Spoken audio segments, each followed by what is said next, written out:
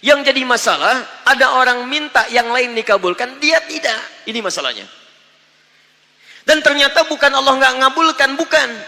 Ketika Allah akan berikan, tidak tembus pada dirinya. Nih lihat.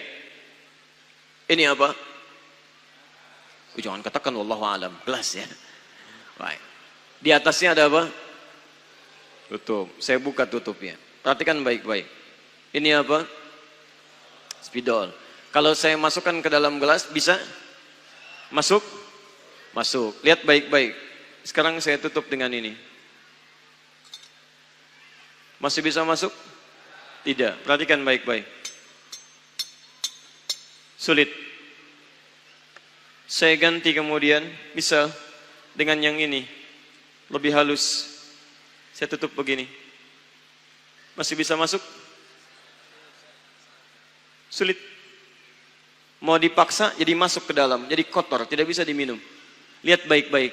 Terkadang ketika Allah dengan sifat sayangnya ingin mengabulkan permohonan hambanya, bukan doa tidak dikabulkan, tapi permohonan ini tidak sampai pada dirinya karena ada sekat yang menutup. Itulah dosa. Itulah maksiat. Semakin pekat dosanya, semakin kuat penghalangnya, maka semakin sulit kemudian Allah memberikan rahmat yang turun pada dirinya. Maka banyak hadis menyampaikan kepada kita, lihat baik-baik. Saya sampaikan satu hadis dari Nabi SAW. Thumma dzakara rajula. Lalu Nabi mengisahkan tentang seorang lelaki, yutilu safara, yang menempuh perjalanan yang jauh. Orang yang menempuh perjalanan jauh, maka doanya cepat dikabulkan oleh Allah Subhanahu wa taala. Teman-teman yang ikut dari Bandar Lampung, ada yang tadi jaraknya 150 km tulang bawang dari sini. Lihat, begitu di jalan mohon kepada Allah, minta. Ya, safar yang baik itu cepat mengabulkan doa. Orang ini safar. Yamuddu yadaihi ilas sama, dia mengangkat tangannya ke langit begini. Orang yang berdoa mengangkat tangan itu lebih cepat dikabulkan daripada yang diam. Hadisnya banyak. Di Abu Dawud nomor hadis 1480 sampai 1490. Awas, innallaha hayyun karimun. Allah itu maha pemalu dan maha mulia, dan akan merasa malu kalau meninggalkan hamba yang mengangkat tangan, menurunkan tangannya dalam keadaan hampa. Maksudnya orang yang mengangkat tangan akan lebih cepat dikabulkan doanya dibandingkan yang diam. 3. Fayaqulu ya Rabb ya Rabb. Maka dia berkata, ya Rabb, ya Rabb. Memohon dengan al-asma'ul husna. Sifat rububiyah Allah. Yang kalau dimintakan dikabulkan. Ya Rabb, ya Rabb. Quran surah ke-17. Ayat 110 sampai 111. Paling kanan di pertengahan. Lihat baik-baik. Allah menjamin dalam Al-Quran. Seseorang yang memohon kepada Allah. Dengan kalimat-kalimat al-asma'ul husna akan lebih cepat dikabulkan dibanding orang yang langsung memohon kepada Allah tanpa menyebut kalimat al-asma'ul husna. Qulid'ullaha awid'ur rahman ayyamma tad'u falahul asma'ul husna. Kalau Anda punya masalah, sebut nama Allah. Bukan mengeluh. Atau sebut namanya ya Rahman. Tapi kalau Anda mampu, cari nama-nama Allah yang terbaik sesuai dengan persoalan yang sedang kita hadapi. Namanya Al-Asma'ul Husna. Jadi Asma'ul Husna itu bukan dihafal. Ya Allah, Ya Rahman, Ya Rahim, Ya Malik, Ya Qudus. Boleh dihafalkan. Tapi hafalan ini maksudnya membantu kita untuk bisa memilihnya saat kita membutuhkannya. Misal, Anda sedang punya masalah kesulitan. Mau berdoa, sebut namanya yang sesuai dengan kesulitan Anda. Ya Al-Fattah. Masalahnya rezeki, sebut ya Allah ya Razzaq. Di pekerjaan ada yang ganggu Anda, sebut ya Allah ya Jabbar. Anda punya masalah, ya Allah ya Sabar. Nggak harus disebutkan semuanya. Ya Allah ya Rahman ya Rahim ya Malik ya Qudus ya. Semua disebutkan. Masya Allah. Akhirnya yang tidak diminta pun diberikan. Anda nggak sedang punya masalah, ya Sabar ya Sabar. Sabar itu adalah permohonan kepada Allah supaya diberikan kesabaran saat punya masalah. Anda nggak sedang punya masalah, minta diberikan kesabaran. Itu artinya sama dengan minta masalah. Hati-hati. Banyak kalimat-kalimatnya, pilih. Kitab Al-Aqaid Al-Islamiyah, karangan Syekh Sayyid Sabiq, halaman 24 sampai 59, posisi paling kanan di pertengahan. Dikisahkan seorang lelaki bermohon kepada Allah setelah dia selesai menunaikan salat. Lihat kalimatnya. Allahumma innaka antal ahadus samad.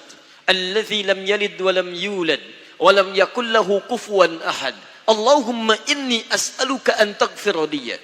Dia sebutkan al-asmaul husna. Allahumma inni as'aluka innaka antal ahad, ahad, as-samad, al-asmaul husna. Alladzi lam yalid wa lam yulad wa lam yakul lahu kufuwan ahad. Allahumma inni as'aluka an taghfira liya. Mohon ampuni dosa saya ya Allah. Ampuni saya, ampuni saya. Apa jawab Nabi? At-tadri bimadza tas'al? Tahukah engkau barusan mengucapkan kalimat apa saat berdoa? Kata orang ini, wallahu wa rasuluhu a'lam. Kata Nabi, lihat kalimatnya. Faqad du'ita bi asma'illahil a'zam. Idza du'iya biha ajaba wa idza su'ila biha a'ta. Kamu baru saja berdoa memohon kepada Allah dengan nama-nama Allah yang paling agung, al-asma'ul husna. Yang kalau dimulai doa dengan menyebutkan itu, doa akan dikabulkan, permintaan akan diberikan. Tapi ini aneh. Lihat baik-baik. Orang tadi melakukan 3 hal. Perjalanan panjang. Masih ingat? Mengangkat tangan ke langit. Membuka dengan al-asma'ul husna. 3-tiganya dikerjakan. Seharusnya doa dia 6 kali lebih cepat dikabulkan oleh Allah dibandingkan doa orang biasa. Tapi apa kata Nabi? Lihat baik-baik. Anna yustajabu lidzalik. Anna yustajabu lidzalik. Mustahil doanya bisa dijawab. Mustahil doanya bisa dijawab. Sifat doa dimohonkan, dikabulkan. Tapi yang ini kata Nabi, anna yustajabu lidzalik. Mustahil doanya bisa dijawab. Kenapa? Enggak tembus. Famat'amu haramun, karena makanannya haram. Ketika Anda memakan yang haram, maka makanan jadi sekat dalam diri Anda, menjadi penghalang doa itu sampai kepada diri Anda. Tuh. Mashrabu haramun, minumannya haram, lebih tebal lagi. Malbasu haramun, pakaiannya haram, lebih tebal lagi. Sulit. Wa ghudhiya biharamin, dan perangkat hidupnya haram, lebih sulit lagi. Enggak tembus-tembus.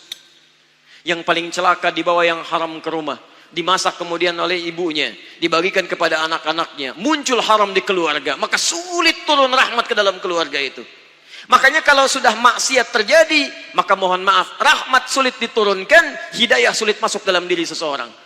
Maaf, ini yang haram beredar dengan darah, masuk ke dalam telinga. Quran kemudian muncul surah ke-6 ayat 25. Wa fi adhanihim waqra, di telinganya akan ada sumbatan.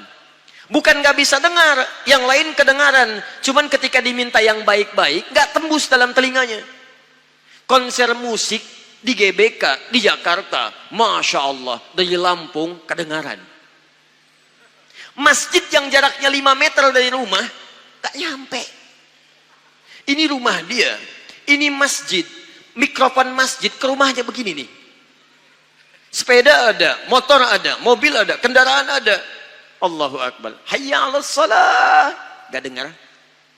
Qomat, gak dengar. Konser musik yang jaraknya cukup jauh, Masya Allah, sebelum artisnya datang, tiketnya udah habis. Masjid kurang apa lagi? Soundnya jelas, panggilannya bagus, ustadznya datang sendiri, nerangkan sendiri, nulis sendiri, kadang-kadang ngapus sendiri, live juga. Kemudian ada snacknya, aquanya ada, semua kelengkapannya ada. Dengan semua itu belum menyentuh Anda terpanggil untuk datang, coba cek, maksiat apa yang sudah Anda kerjakan?